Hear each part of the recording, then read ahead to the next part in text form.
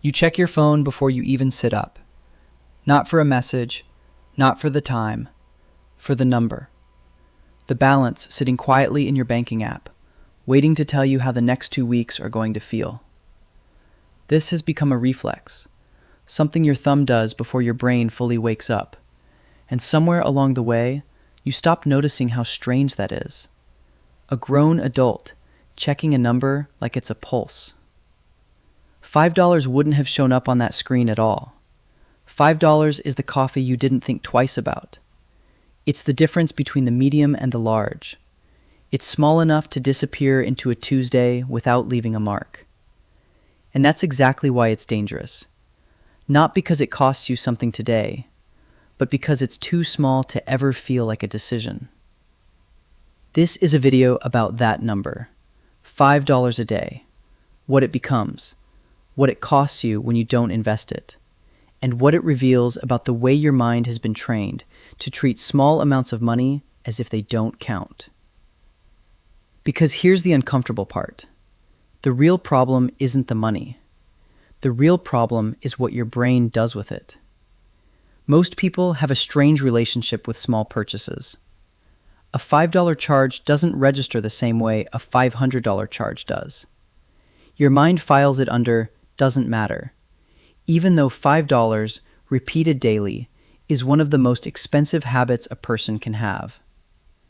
This is mental accounting, the tendency to treat money differently depending on the size and label we give it, instead of treating every dollar the same. $5 feels like nothing. Multiplied by 365, it becomes something else entirely. At 7% average annual return, $5 a day, about $150 a month, grows into roughly $26,000 after 10 years. Not because you did anything extraordinary, not because you picked the right stock or timed the market, just because you stopped letting the money disappear and let it sit somewhere that multiplies quietly in the background while you live your life. 10 years from now, one version of you has $26,000 sitting in an account that grew while you slept, while you worked, while you scrolled. The other version of you has nothing to show for the same decade, except 1,000 small purchases that felt like nothing at the time and add up to everything now. Same income, same decade, completely different outcome. That's the part that should unsettle you a little. Picture someone finishing a long shift. They're tired in that specific modern way. Not physically exhausted, but mentally drained, decision fatigued, running on the last bit of willpower they had left for the day. They open a delivery app. They don't need to. They know exactly what's in the fridge. But ordering feels like relief, like a small reward for surviving another day that asked too much of them. $22, gone in 4 taps. It's not really about the food. It's about needing something to feel like it's theirs, something that isn't obligation or responsibility. This is emotional spending, using money to regulate a feeling instead of to meet a need. And almost everyone has done it without ever calling it what it is. That's you, isn't it? Maybe not that exact scene, but some version of it. The reward you give yourself after a hard day. The purchase that isn't really about the item. Most people never notice this pattern because it never feels like a pattern. It feels like a series of unrelated, reasonable decisions. A coffee here, a subscription there, a small upgrade because you deserve it. Each one small enough to survive its own justification. None of them ever add up in your head because you never add them up. Your bank statement does that for you, quietly, at the end of the month. And by then, it just feels like money went somewhere. Here's where the psychology gets sharper.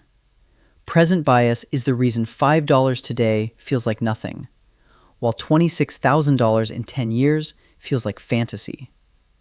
Your brain is wired to weigh the present far more heavily than the future. An evolutionary leftover from a time when surviving today mattered more than planning for a future that wasn't guaranteed. The problem is that this same wiring, built for physical survival, now runs your financial life.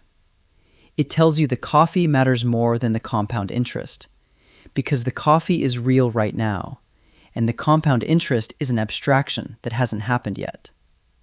This is why financial advice that says, just invest $5 a day, so often fails. It's not a math problem. People already know the math, roughly. It's a psychology problem. The $5 has to lose its invisibility before anyone will treat it differently. So let's make it visible. $5 a day is $35 a week. It's $150 a month. Almost exactly what a lot of households spend on streaming subscriptions they forgot they were paying for. It's $1,800 a year, which is more than what most people have in emergency savings. At 20 years, invested at a 7% average return, that same $5 a day becomes roughly $98,000. Not from a windfall, not from a bonus, from money so small you'd never notice it leaving. At 30 years, it crosses $200,000. At 40 years, the length of an entire career, it approaches $500,000, built from a habit so minor most people would call it unremarkable. Now here's the contrast that actually matters. Rich and wealthy are not the same thing, even though we use the words interchangeably. Rich is a number that shows up in your lifestyle, the car, the apartment, the version of yourself other people see. Wealthy is a number that shows up in your freedom, the ability to leave a job you hate, to take a slower month, to say no to something without your stomach dropping. A lot of people who look rich have almost no wealth at all. Their income is high and their obligations are higher, and the two cancel each other out every single month. Meanwhile, someone quietly investing a small, consistent amount for 2 decades can end up with more actual freedom than someone earning triple their salary. This is where things quietly change. Because once you see the $5 habit clearly, you start noticing the bigger ones hiding behind it. Lifestyle inflation is the invisible tax that grows with every raise. You get a promotion, a 10% bump in salary, and within a few months, your spending has expanded to meet it, sometimes exceeded it. A better apartment, a nicer car payment, dinners out that used to be occasional and are now routine. None of these individual choices feels reckless. Each one is justified by the raise that made it possible. But the psychological trap is this. Your baseline for normal resets almost instantly, and what used to feel like abundance now feels like the minimum. This is hedonic adaptation, the tendency to return to a stable level of happiness, no matter how much your circumstances improve, because your mind recalibrates enough every time you get more. The person who earns more and spends more in proportion never actually gets ahead. They just get a more expensive version of the same financial stress. Feeling behind despite earning more, that specific, quiet frustration is one of the most common and least talked about experiences in modern financial life. It's not irrational. It's exactly what happens when income and identity get tangled together, and spending becomes the way you prove to yourself that the promotion meant something. Contrast that with someone who gets the same raise and keeps investing the same $5 a day, then 10, then 20 as their income grows, but lets their lifestyle grow slower than their income, on purpose. 10 years in, they don't look more impressive. They don't have a story that photographs well. But their number, the one that actually determines what they can walk away from, has been compounding the entire time, untouched by the version of themselves that wanted to look successful. Rich versus wealthy again. Spending versus investing. Comfort versus control. The $5 decision, repeated for years, is really a decision about which of those two people you're going to become. Let's go back to the checking the balance moment from the beginning, because it means something different now. That reflexive glance at the banking app before you're even fully awake, it isn't really about curiosity. It's a nervous system check. Somewhere underneath the habit is a low hum of financial anxiety, the kind that doesn't announce itself loudly, but never fully turns off either. You're not checking the number because you're calm about it. You're checking it because some part of you doesn't trust it to be okay. That's the psychological cost that never shows up on a spreadsheet. It's not just what you don't have. It's the mental bandwidth spent managing the Somewhere in a parallel version of this story, there's an investor who never talks about it. No lifestyle upgrades to show for it, no visible proof. Just a portfolio that's been quietly compounding for 15 years, growing in the background of an otherwise ordinary life. They check their accounts sometimes, not with anxiety, but with something closer to curiosity, almost detachment, because the number has stopped being an emotional event. It's just there, working. That shift, from anxious checking to calm checking, might be one of the most underrated markers of financial health that nobody ever talks about. Let's escalate the math again, because the numbers deserve to feel real, not theoretical. If $5 a day becomes $10 a day, a coffee and a lunch upgrade roughly, the math doesn't just double. At a 7% return over 25 years, $10 a day compounds to somewhere around $250,000. Push it to $15 a day, less than the cost of one modest food delivery order, and over 30 years, that number can cross $500,000. At $20 a day over a full working life of 35 to 40 years, the trajectory moves towards seven figures, $1 million, built from an amount of money that never once felt like sacrifice. This is the part where the math stops being abstract and starts being personal. Because now you're not thinking about an investor. You're thinking about your own coffee, your own delivery app, your own $5 decisions repeated so many times you stopped counting them. It gets worse at higher incomes, and this is the part almost nobody expects. You'd assume that as people earn more, this problem fixes itself, that financial stress fades once the salary climbs high enough. But the data on financial anxiety doesn't fully support that.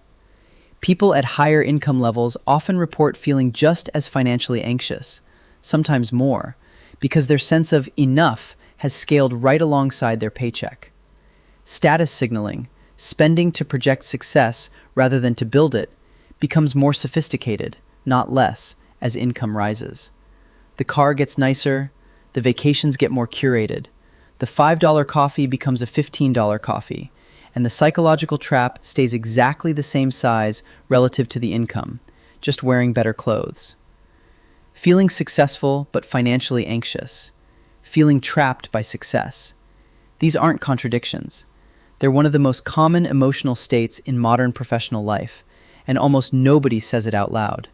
Because admitting financial anxiety at a high income level feels like admitting failure at something you're supposed to have already solved. Here's a moment worth sitting with.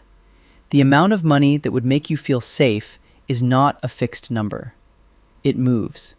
It has always moved, and it will keep moving unless you decide, consciously, deliberately, where it stops. That decision is really what investing $5 a day represents, not the amount itself, the decision underneath it.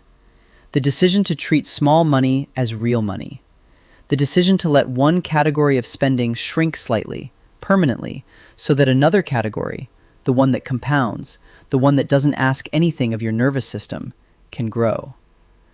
Let's talk about what that growth actually buys, beyond the number on a screen.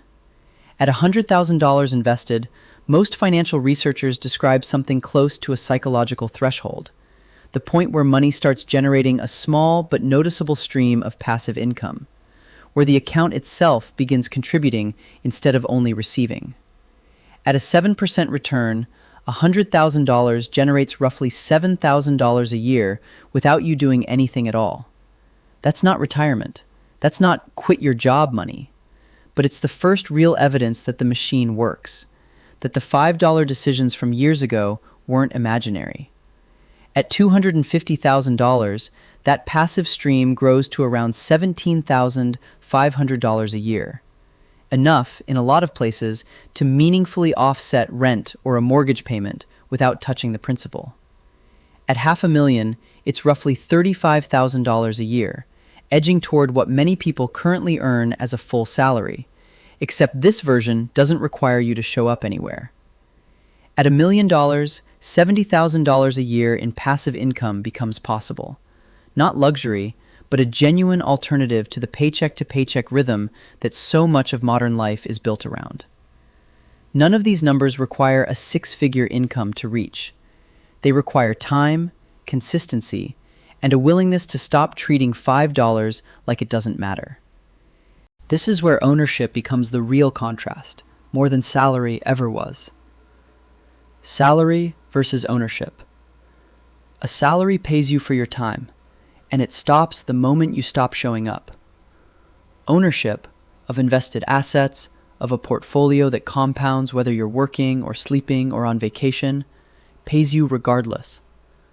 Most people spend their entire working life optimizing the salary side of that equation, and almost none of it building the ownership side, even though ownership is the thing that eventually buys back their time. Someone reading this right now is doing the math on their own income, their own $5 decisions, wondering if it's too late to matter. It isn't.